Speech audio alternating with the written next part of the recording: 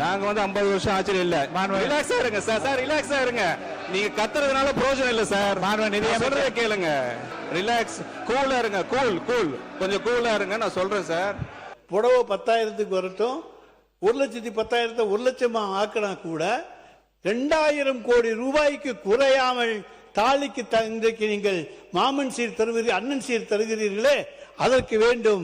ஆனால் அதற்கு ஒதுக்கி இருப்பது 832 கோடி ரூபாய் மட்டும்தான் நிதியமைச்சர் அவர்களே.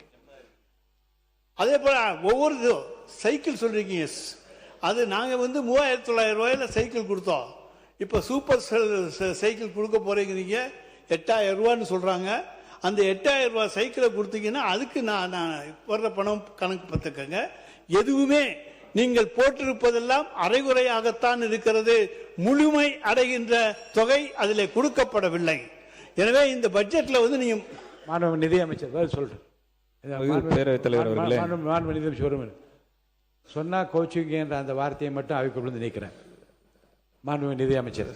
மாண்புமிகு பேரவைத் தலைவர் அவர்களே, சீனியர் மோஸ்ட் இந்த ஹவுஸ் அவர் சொல்லியிருக்காங்க, அவங்க தலைவரை எங்கே தேடுவோன்னு சொல்லியிருக்கிறாங்க, எங்கே கண்டுபிடிப்போம்னு சொல்லியிருக்காங்க, எங்கே பார்க்க முடியும்னு சொல்லியிருக்காங்க. மகள் உரிமை தொகையை பற்றி நீங்கள் கேட்டிங்கன்னா தலைவர் நேம் தான் வரும்னு சொல்லியிருக்கீங்க. ஏன் இன்னும் அடிஷ்னலாக ஒன்று நீங்கள் மிஸ் பண்ணிட்டீங்க. தமிழ்நாட்டில் இருக்கிற ஒவ்வொரு தலைமையிலையும் 1,28,000 கடன் விட்டது போனது நீங்கள் தான். அங்கே தான் அவர் தேடணும்னு நினைக்கிறேன் நான். ஒரு ஹெட் கவுண்ட் மேலேயோ 1,28,000 கடன் இருக்கு சார். சார் இது நான் சொல்லல சார். சார் முதல் பொறுமையா இருங்க, ரிலாக்ஸா இருங்க. ரிலாக்ஸ், கூலா இருங்க. கூல் கொஞ்சம் கூலா இருங்க. நான் சொல்றேன் சார். இது சார் அவங்க சொன்னாங்க தான் நான் சொல்றேன். 1,28,000 ரூபாய் கடன் ஒவ்வொரு ஹெட் கவுண்ட் மேலேயும் இருக்க காரணம் ஹிஸ்டரி படிச்சது ப்ரீவியஸ் டிஎம்கே கவர்மெண்ட் மட்டும்தான். அவங்க பினான்சியல் லாஸ் பண்ணது தான், அட்மினிஸ்ட்ரேட்டிவ் கொலாப்ஸ் தான்.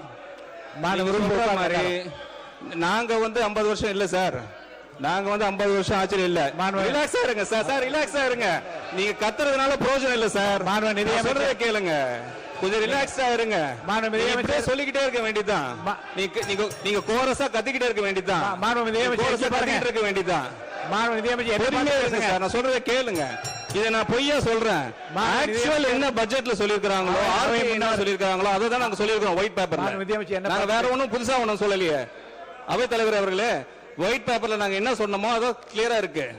1,28,000 ரூபாய் கடன்றது அவங்க விட்டுட்டு போன கடன்.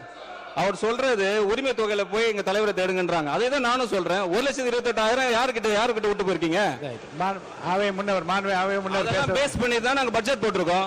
உங்களுக்கு தர போறேன். மாண்பு பேரவைத் தலைவர் உட்காருங்க. மாண்பு உறுப்பினர் பேசியதற்கு அந்த துறையுடைய அமைச்சராக இருக்கிற நிதியமைச்சர் அவர்கள் பதில் சொல்கிறார்கள். நீங்கள் எல்லோரும் எழுந்து கூச்சலிட்டால் எப்படி சபை நடைபெறும்?